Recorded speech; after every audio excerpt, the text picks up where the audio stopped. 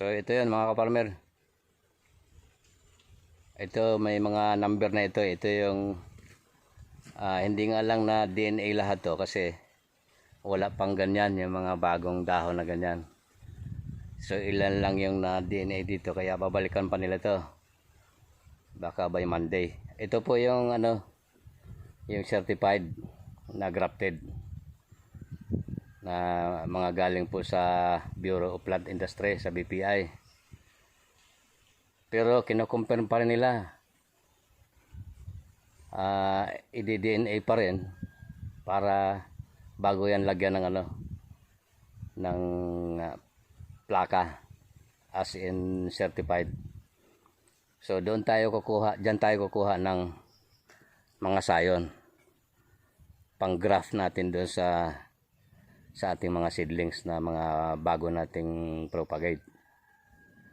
So yan, ikutan natin ulit at alisan din natin ng mga water sprout.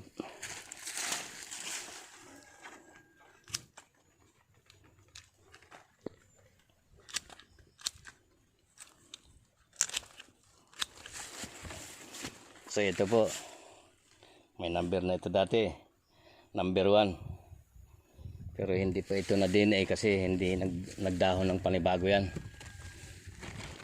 So ito yung number 2, hindi rin na DNA ito noon kasi hindi pa nga nagbigay ng bagong dahon, kasi yun ang i-DNA nila, yung new leaves. So yan, meron ding water sprout. Ano na to?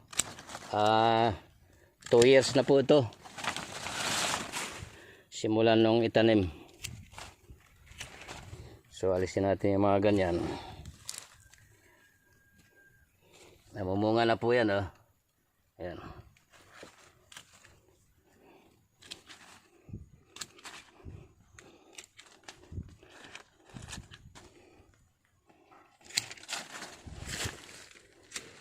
So ayan, ganyan dapat yung maganda pagka-pruning. Ayan na, maluwag. So yan po pakita ko sa inyo yung tinanim ko na lakatan. Yan, bago ako nagtanim ng kakao na yan, nagtanim muna tayo ng lakatan. Ito hindi pa siya naalis. Pabubungahin lang itong isa at kukunin tong yung follower niya na isa, kukunin yan, pati yan, alisin na sila rito kasi ano na yan pwede na yang alisan yung ganyang estado, pwede na yang magsulo sa matinding init, kaya na yan. Ano na siya, adult na siya so ganyan.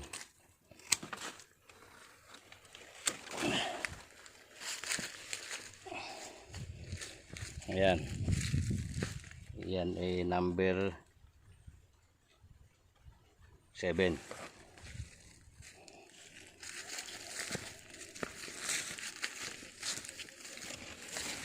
Yan po, may mga bunga na yan.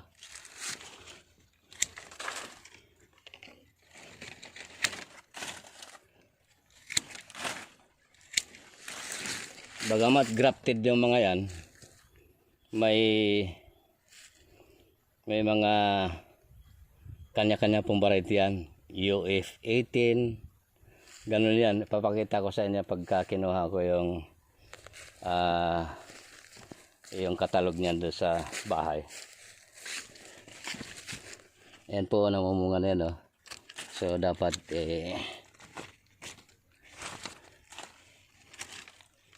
ganyan.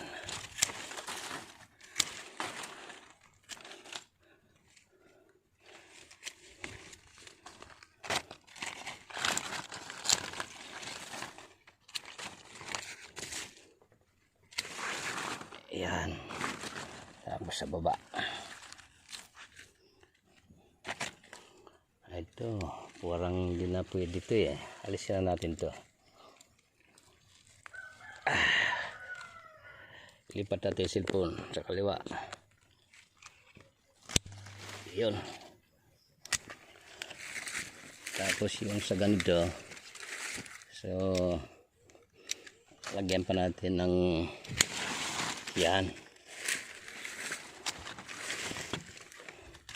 yung nakakalusot po yung hangin. Ito parang okay na.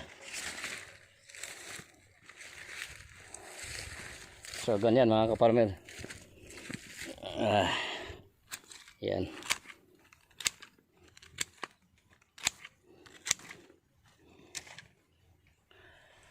So ang ganda, oh. May mga bunga na. Within 2 years lang simulan nung itanim to.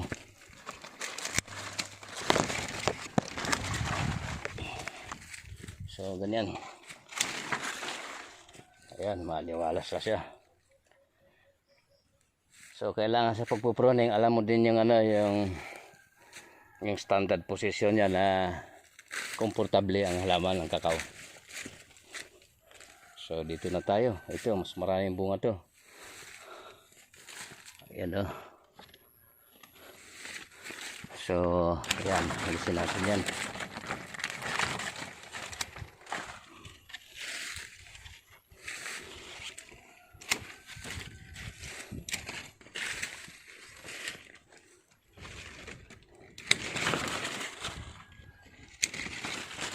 Yan.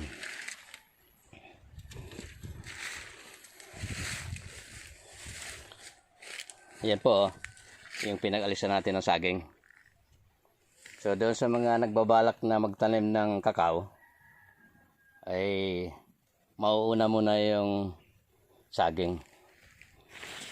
3x3 ang saging, 3x3 meters sa pagitan.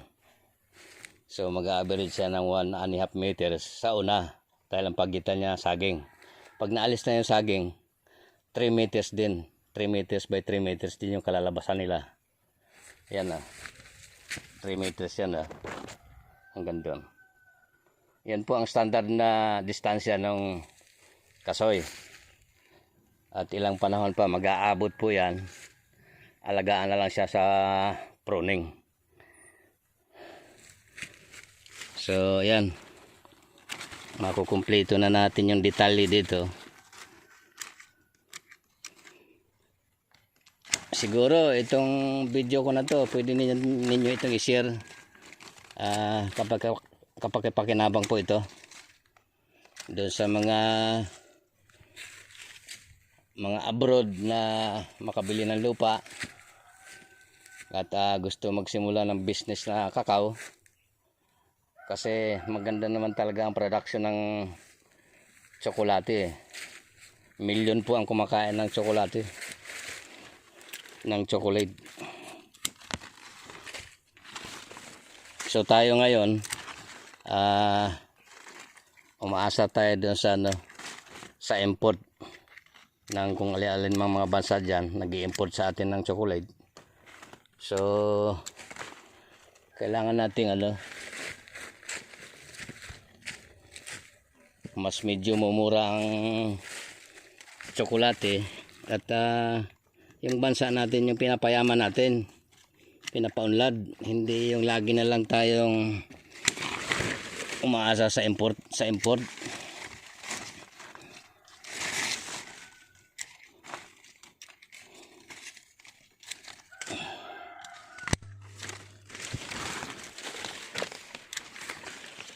Ayan po, yung mga dahon nila,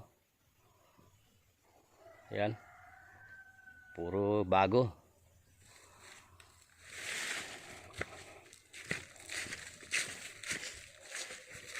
So ikutan muna natin yung kasi ito na palinis ko na itong area na to, yan. Bagong linis yan, bagong tabas yan.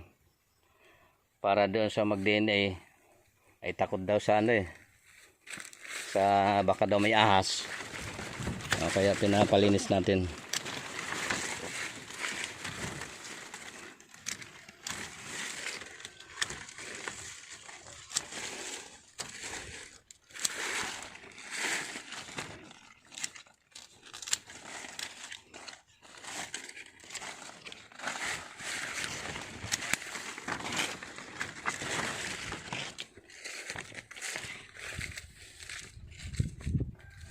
Yan po, kasi palibasa na paabunuhan na natin yan.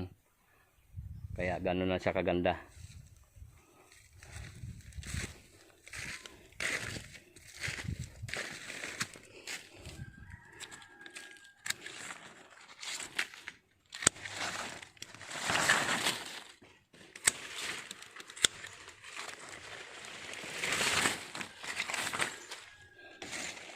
Yan. Yan pa po yung patunay na nagtanim tayo ng ano, pinaka-shelter niya, saging. Ayan, lakatan sa kalatundan. Ipapaalis pa na po natin yan. Yan, susuhiin lahat yan. Tanggalin lahat ng suhi. Itong isa na to, pwede nating patuloyin muna, pabungahin muna natin itong isa. Sayang naman.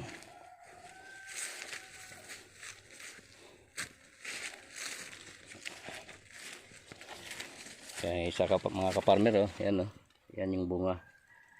Malalaki po ang bunga ng mga pure na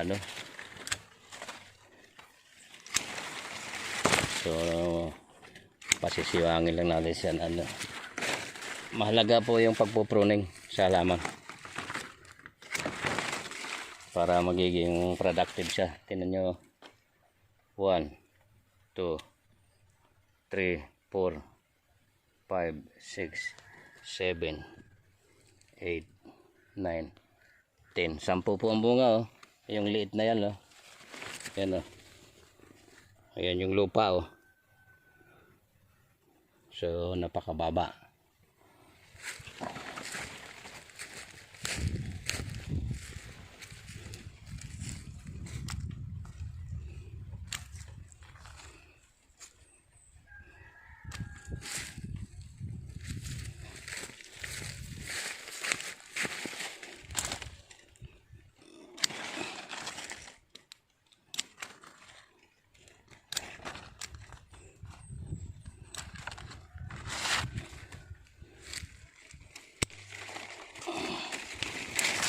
So ito, bawasan natin to. Hindi siya nagbunga, kasi medyo yung purmada nung ano niya. Yan.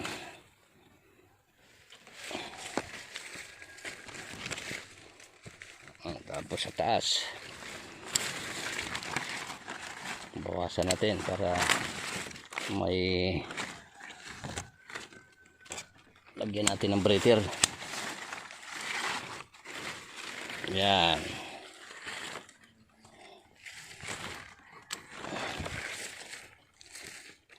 Kaya yung pagbunga po ng ng kakao nasa mga kamay din natin sa pangangalaga natin.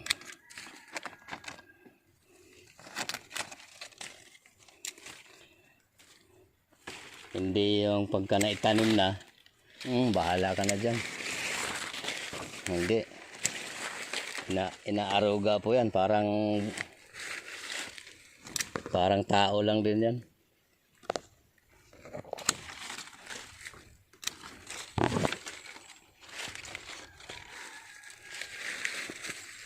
So, meron tayong alternate na dito na rambutan. Nauna kong tinanim to dito Ayan, baba lang din, maraming bunga.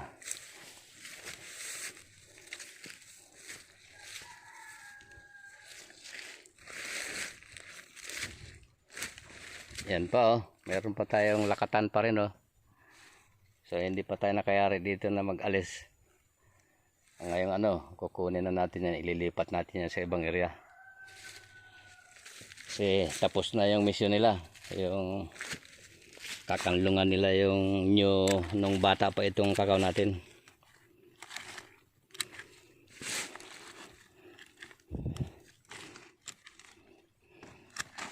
So ulitin ko ulit, huling demo, pag nagtanim ng kakao ay unahin mo na yung pinaka shelter nila, saging, at least may pakinabang din. Ito, 2 years na ito. Nakatiba na kami dyan sa mga lakatan na yan eh. So, ganun lang. At 3x3 ang sukat ng ano. 3 meters by 3 meters yung sukat ng saging. At pagka naka 1 year, or siguro mga 5 months lang, malago na ang saging noon. May mga dahon na yon na ano. So doon sa pagitan ng 3x3 ng saging, doon ilalagay yung kakao. Ayan o, nandiyan pa yung lakatan natin o.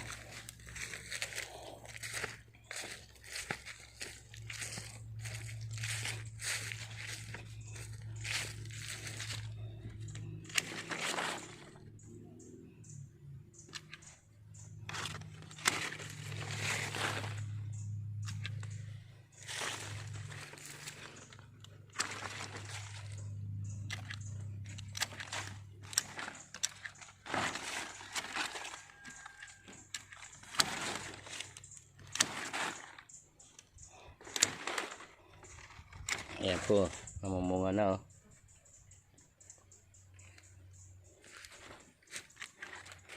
Palibhasa nakabukas siya oh.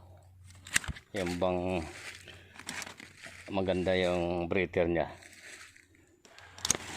Ayan oh. Ayan ang nakabuka. So pwede pa nga natin alisin itong nasa. Ayan.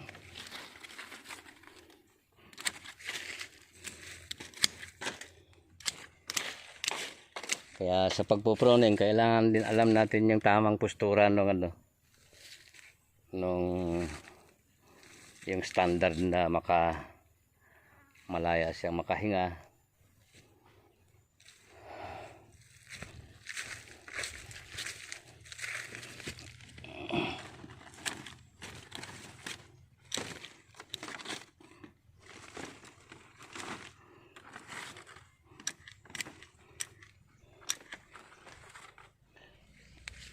Meron tayong halimbawa oh. Yan po, water sprout dati yan, yan oh, nakalaki. Ayan oh. So natalo na niya ngayon yung grafted. Yan. Yan oh. Ito yung grafted niya. Ito lang siya. Ayan. Ito ngayon yung water sprout niya dati. Hindi natin napapansin. So iba ang magiging bunga niyan. So putulin natin to. Nga lang hindi kaya ng cutter.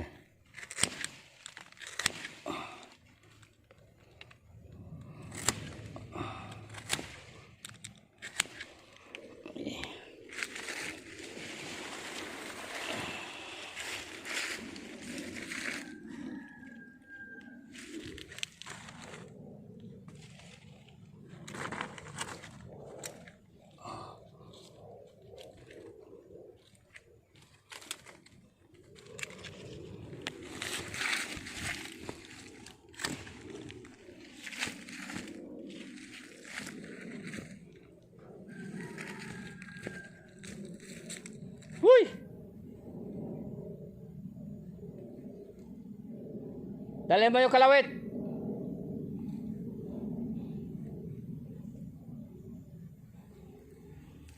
Ipaputol natin. Yan ang sinasabi ko sa inyo. Nagkaroon tuloy tayo ng isa na halimbawa. So yan, hindi yan napansin. Dating water sprout yan. Ito yung grafted. Ayan, ganyan. Kaya pag hindi natin yan naalagaan ng ano, ganito lahat mangyayari. Yan, bubunga ng iba yan. Hindi sa grafted. So, magkakaroon. At saka matatalo niya yan, oh. Isipin nyo. Siya yung grafted, siya yung pinagmulan. Tapos sumibulto sa gilid. Ganyan nangyayari, mga kaparmer. Tapos na kayo doon? Diyan? Ha? Hindi, sa kakawan. Tapos na kayo? Meron pa? Sa may kakwate? Pakiputol mo to John. Hindi natin napansin oh. Ito. Sagad mo dun sa hugpungan. Sa kung saan yan sumibol. Itong malaki ito. Oo. Hindi kasali yan dyan. Doon muna sa kabila, sa labas. Oo, sige. Dandanin mo lang. Huwag madama yung ano. Yung isa kasi ang grafted dyan. Hindi lang natin napansin. At least meron tayong na-demo sa nanonood sa atin. Magbirinda muna tayo. Subukan mong baliin papunta rito. Yan. Bago mo tugunan.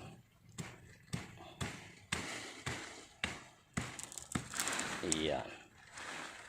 So, ayun po. Kasasabi ko lang kanina. So, nagkaroon tayo ng isang demo na dapat nyong malaman.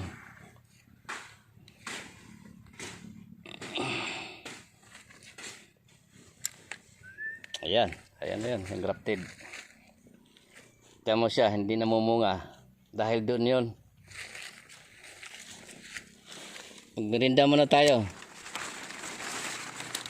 Nagpalaga na ako ng saging.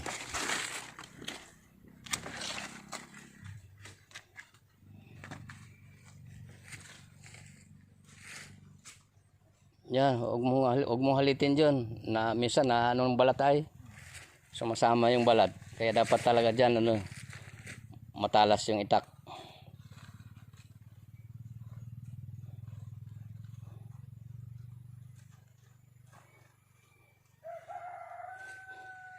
Dalhin mo yan dyan, hinog na yan. Yung kakao na yan, dalhin mo. Hinog na yan.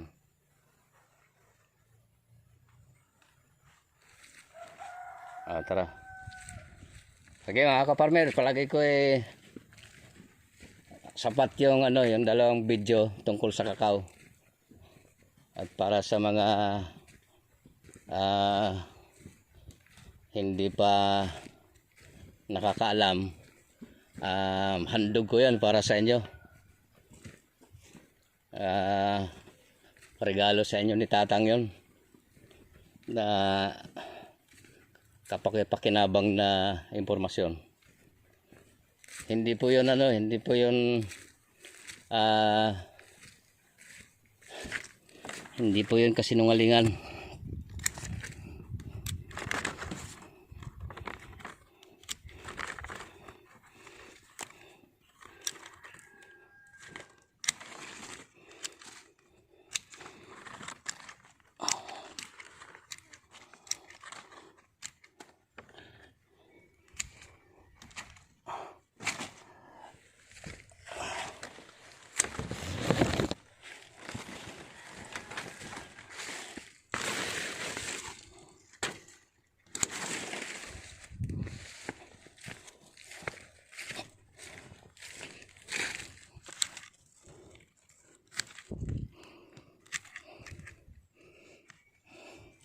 Hindi po ito basta vlog lang.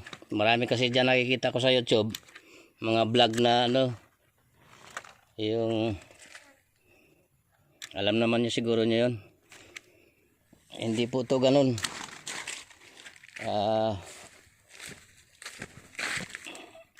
Sinasamahan ko po ito ng taos pusong madamdamin po yung pagtuturo ko dito.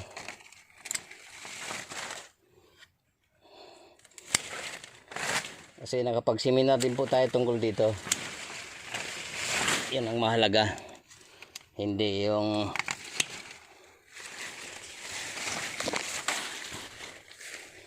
pero madalas yung seminar natin madagdagan din yon in the long run dito sa field mismo. Yun ang kahalagahan nung nagpa-farming tayo at nag-focus tayo dito. Yung seminar na yon dagdag kaalaman din yun, pero pagdating dito sa actual mas mayroon pa tayong mas matutunan pa. sila na mismo yung mga halaman na mismo yung magtuturo sa atin sa mga dapat nating gawin. Tulad yan, kailangan chine-check yan pagka may mga sira-sira na yung dahon. Isa lang ibig sabihin, may insekto dyan. Kaya ipapa-spray na natin.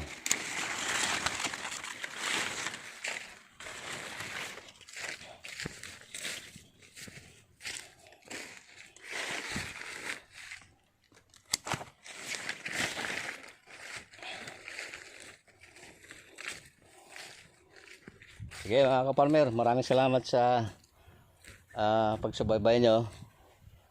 At mahalaga naman yung ating yung dinidiscuss ko, mahalaga naman. At doon sa mga newly viewers, ano po, pag-subscribe po ninyo at i-share ang mga video na to. Para malaman din po nila sa mga hindi pa nakakalam about sa kakao. Okay po, maraming salamat sa atin at God bless po sa atin lahat.